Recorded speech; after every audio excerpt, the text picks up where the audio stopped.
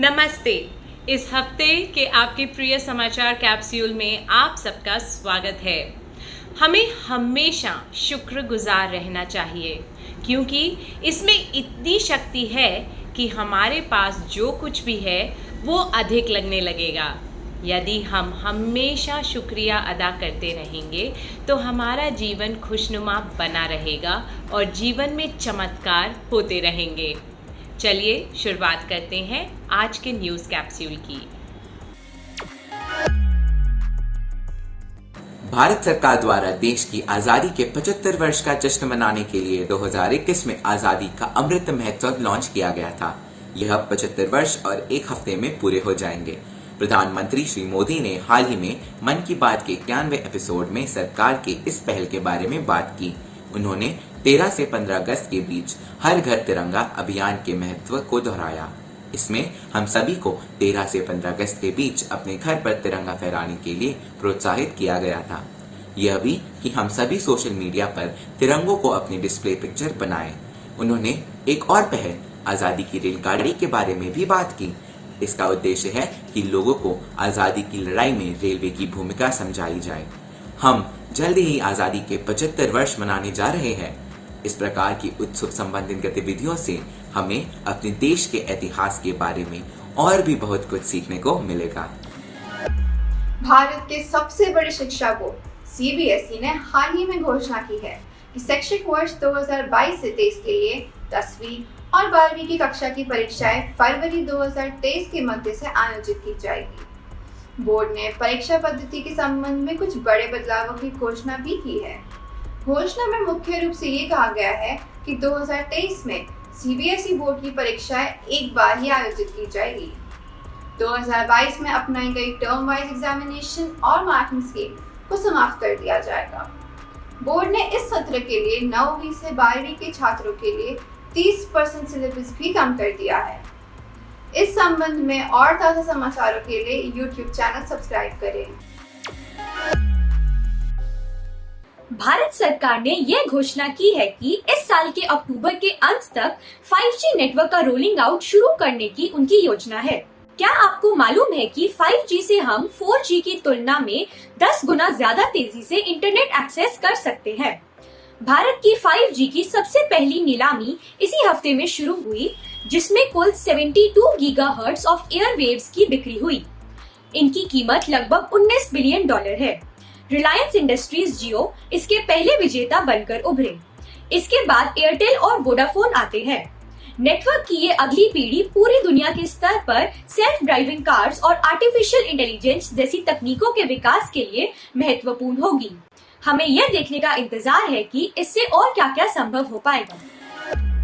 Astronomers ने हमारे विश्व का एक नया 3D मानचित्र तैयार किया है, जिसमें 1 बिलियन गैलेक्सियां दिखाई दे रही हैं। पहले यह मैजेलानिक क्लाउड्स के पीछे छुपी थी।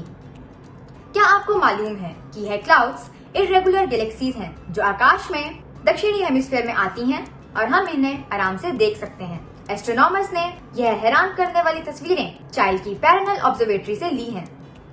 इसके लिए उन्होंने एक एडवांस्ड रेडियो टेलीस्कोप का प्रयोग किया। यह टेलीस्कोप पृथ्वी और गैलेक्सियों के बीच धूल में से भी देख सकता है। इस टीम ने इन गैलेक्सियों को 3D मानचित्र में सही तरीके से उभारने के लिए मशीन लर्निंग और आर्टिफिशियल इंटेलिजेंस का प्रयोग भी किया है। यह एक अविश्वसनीय उपलब्धि है ना? आई ग्रास्पर्स, क्या आपको मालूम है कि लगभग आधी सदी से पृथ्वी अपनी दूरी पर अधिक तेजी से घूम रही है। पिछले हफ्ते हमारे ग्रह ने सबसे छोटे दिन का अपना ही रिकॉर्ड तोड़ा। अपने 24 घंटे की सामान्य परिक्रमा की अवधि से 1.59 मिलीसेकंड कम समय में पृथ्वी ने अपनी परिक्रमा पूरी कर ली। रिसर्च के अनुसार दिनों का छोटा होना शेंडलर बाबल के कारण हो सकता है। यह पृथ्वी का अपनी धुरी पर घूमने में कुछ परिवर्तन के कारण हो सकता है। पृथ्वी मूल रूप से अपनी धुरी पर 86,400 सेकंड में एक बार चक्कर लगाती है और वैज्ञानिकों का मानना है कि 2022 में एक औसत दिन इस अवधि से कुछ छोटा होगा। समय तेजी से भाग रहा है। वैसे तो हम सभी पर्यावरण के बहुमूल्य संसाधनों को बचाने की कोशिश कर रहे हैं, लेकिन ऐसा लगता है कि ब्रिटिश हाउसहोल्ड्स ने कुछ बहुत ही आसान तरीके बताए हैं जो हमारे लिए भी उपयोगी हो सकते हैं। ब्रिटिश हाउसहोल्ड्स ने बहुत ही आसान बदलाव लाकर ऊर्जा का अपना खर्च 22 पाउंड प्रति माह कम कर लिया है। उनमें से कुछ बदलाव ये हैं: अपने बालों को प्राकृतिक रूप से सुखाना, डिवाइसेस के स्विच सॉकेट से ही बंद करना और एनर्जी इंटेंसिव डिवाइसेस का प्रयोग। इससे बिजली का उनका खर्च तो कम हुआ ही, साथ ही यह पर्यावरण के लिए भी अच्छा है। हम भी उनकी तरह ये आसान कदम उठा सकते हैं। पिछले हफ्ते इंग्लैंड ने वेम्बली में खेले गए वुमेन्स सॉकर टूर्नामेंट में अपने पुराने राइवल और 8 बार चैंपियन रहे जर्मनी से जीत हासिल करके वुमेन्स यूरो 2022 में इतिहास रच दिया। जीतने वाली टीम की क्लोई केली ने 10 मिनट पहले गोल में बॉल फेंक कर विनिंग टाइटल प्राप्त कर लिया। क्या आपको मालूम है कि इस टूर्नामेंट में 87,000 दर्शकों की रिकॉर्ड क्राउड थी। इससे पता चलता है कि यूरोप और पूरे विश्व में वुमेन्स सॉकर तेजी से आगे बढ़ रहा है। हम इस खेल में और नई उपलब्धियां देखने का बेसब्री से इंतजार कर रहे हैं। पिछले हफ्ते बर्मिंघम में कॉमनवेल्थ गेम्स 2022 की शानदार शुरुआत हुई और हर दिन ये और ज्यादा मनोरंजक होते जा रहे हैं। स्टार वेटलिफ्टर मीराबाई चानू ने महिलाओं की 49 किलोग्राम की श्रेणी में भारत के लिए पहला गोल्ड मेडल जीत लिया। इसके बाद पुरुषों की 67 किलोग्राम की श्रेणी में जेरेमी लालरिनुंगा ने वेटलिफ्टिंग में दूसरा गोल्ड मेडल जीता, जबकि अचिंत शूली ने 73 किलोग्राम की श्रेणी में वेटलिफ्टिंग में तीसरा गोल्ड मेडल जीत लिया। सुशील देवी ने जूडो की महिलाओं की 48 किलोग्राम की श्रेणी में सिल्वर मेडल जीता। दिल्ली की 22 साल की तुलिका मान ने महिलाओं की 78 किलोग्राम की श्रेणी में सिल्वर मेडल जीतकर भारत की जूडो मेडल की संख्या 3 तक पहुंचा दी। और विजय कुमार यादव ने जूडो की 60 किलोग्राम की श्रेणी में ब्रॉन्ज मेडल जीता। भारतीय महिलाओं ने लॉन बोल्स में पहला मेडल जीतकर इतिहास रच दिया। अभी भारत 6ठे स्थान पर है और अपना स्थान और आगे बढ़ाने के लिए स्कॉटलैंड, कनाडा और दक्षिण अफ्रीका से आगे निकलना होगा। सुधीर ने पैरा स्पोर्ट्स में मेडल जीतकर इतिहास बना दिया। पुरुषों की श्रेणी में पैरा लिफ्टिंग में गोल्ड जीतने के लिए धन्यवाद। और वे अकेले नहीं हैं, ये गोल्ड मेडलों के साथ साथ हमारे एथलीट्स ने सिल्वर और ब्रॉन्ज मेडल्स भी जीते हैं। कुछ और उल्लेखनीय तथ्य: एम श्रीशंकर CWG में सिल्वर मेडल जीतने वाले पहले भारतीय बने और तेजस्विन शंकर पुरुषों की हाई जंप में ब्रॉन्ज मेडल जीतने वाले पहले खिलाड़ी बने। सभी विजेताओं को हमारी ओर से बधाई। मैरीलैंड यूएसए के एक ऑक्शन हाउस ने अडोल्फ हिटलर की रिस्ट वॉच एक अज्ञात बिडर को $1.1 मिलियन में बेची। ऑक्शन हाउस ने इस घड़ी की कीमत $2 मिलियन से $4 मिलियन के बीच लगाई थी, क्योंकि इस घड़ी को world war II relic of historic proportions बताया गया है। यह होवर्क्स घड़ी सोने की एक रिवर्सिबल वॉच है जो 1933 में हिटलर के 44वें जन्मदिन पर उन्हें भेंट की गई थी। बाद में 12 साल बाद फ्रांस के सैनिकों ने उनके माउंटेन रिट्रीट पर आक्रमण के दौरान इस घड़ी को एक सोवेनियर के रूप में ले लिया था। यह सोचकर हैरानी होती है कि अगले कुछ दशकों में यह घड़ी कहाँ होगी। हाल ही में अंगोला की खान में 170 कैरेट का रफ एंड रेयर गुलाबी हीरा पाया गया है। 34 ग्राम का ये सुंदर हीरा पिछले 300 साल में पाए गए हीरों में से सबसे बड़ा है और इसे द लूलो रोज का टाइटल दिया गया है। दुनिया का सबसे बड़ा हीरा 404 कैरेट का द व्हाइट स्टोन है। वह 2016 में अंगोला में ही पाया गया था। पर क्या आपको पता है कि दुनिया का सबसे बड़ा गुलाबी हीरा दरियाई नूर कई सदियों पहले भारत में पाया गया था? गहनों और हीरो का है ना मजेदार इतिहास। इस सप्ताह का मुहावरा है दाल ना गलना, जिसका मतलब है सफल ना होना।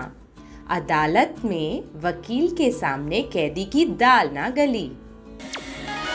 बूझो तो जाने, जब भी आए होश उड़ाए, फिर भी कहते हैं कि आए। बताओ क्या? नींद। पहचानो कौन? फ्रांस के इस फैशन डिजाइनर और व्यापारी ने 1854 में ज्वेलरी, क्लोथ्स और एक्सेसरीज का दुनिया का सबसे प्रसिद्ध फैशन हाउस बनाया था। वे ये सारी चीजें हाथ से बनाने के लिए मशहूर थे। उन्होंने अपना पहला स्टोर लंदन की ऑक्सफोर्ड स्ट्रीट पर खोला था।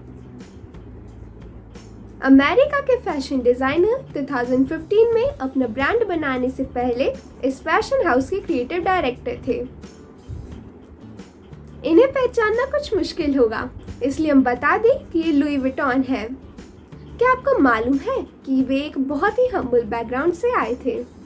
वे 16 साल की उम्र में व्यापार के तरीके सीखने पेरिस आए थे। इसे कहते हैं एंटरप्रेन्योरियल स्पिरिट। क्या आपको मालूम है कि अकाशिया के पेड़ खतरे के संकेत पाते ही एक दूसरे को चेतावनी दे सकते हैं? ये पेड़ अफ्रीका के सवाना रीजन्स में पाए जाते हैं और इनका डिफेंस मैकेनिज्म बहुत अनोखा है, जिसका लाभ इनके आसपास के पेड़ों को भी मिलता है। यदि कोई जानवर इनके पत्ते खाने की कोशिश करता है तो ये उसे पहचान कर टैनिन नाम का पदार्थ पैदा करने लगते हैं। ऐसा करने से इनके पत्ते उस जानवर के लिए जहरीले हो जाते हैं और वह जानवर उन्हें खा नहीं पाता। वे दूसरे पेड़ों को भी टैनिन पैदा करने की चेतावनी देने के लिए एथिलीन गैस के बादल भी बनाकर छोड़ते हैं। कितने चतुर हैं ये। बबूल या अकेशिया के पेड़ का किस कीट के साथ सहजीवी संबंध है जो पेड़ को शिकारियों से बचाने में मदद करता है? अपने उत्तर contactus@igrass.com पर अपने पूरे नाम, स्कूल के नाम और एक फोटो के साथ लिख भेजिए। पिछले सप्ताह के प्रश्न का उत्तर।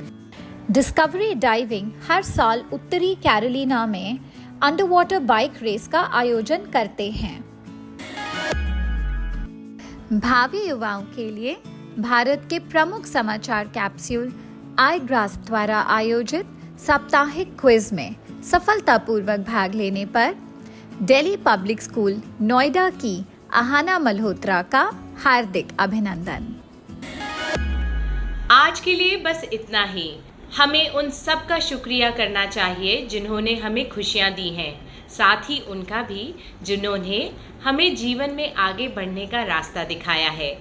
छोटी छोटी बातों के साथ साथ बड़ी बड़ी बातों के लिए भी शुक्रिया अदा करते रहें।